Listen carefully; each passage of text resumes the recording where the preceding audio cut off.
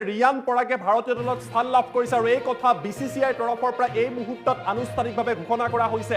আনুষ্ঠানিক ঘোষণা জিম্বাবুৱেৰ বিৰুদ্ধে 5খনকৈ টি20 মেচত অসম সন্তান ৰিয়ান পৰাগক দেখিবলৈ পোৱা যাব আৰু ভাৰতীয় পুৰুষ দলত স্থান লাভ কৰা প্ৰথমগৰাকী অসমীয়া হিচাপে পৰিণত হৈছে ৰিয়ান পৰাগ। আৰু এই দলটোত কোন কোন আছে আমি কৈ দিব বিচাৰিছো। বিচিচিআই আনুষ্ঠানিক ঘোষণা কৰিছে শুভমন গিলৰ নেতৃত্বত এই দলটো জিম্বাবুৱেলৈ যাব। শুভমন গিলক কেপ্টেইনৰ দায়িত্ব দিয়া হৈছে।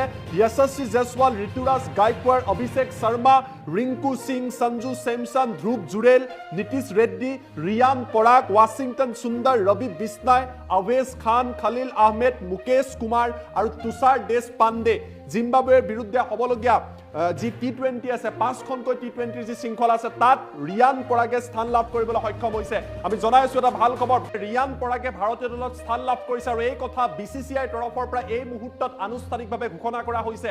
আনুষ্ঠানিক ঘোষণা জিম্বাবুৱেৰ বিৰুদ্ধে 5খনকৈ টি20 মেচত অসম সন্তান ৰিয়ান পৰাগক দেখিবলৈ পোৱা যাব আৰু ভাৰতীয় পুৰুষ দলত স্থান লাভ কৰা প্ৰথমগৰাকী অসমীয়া হিচাপে পৰিণত হৈছে ৰিয়ান পৰাগ।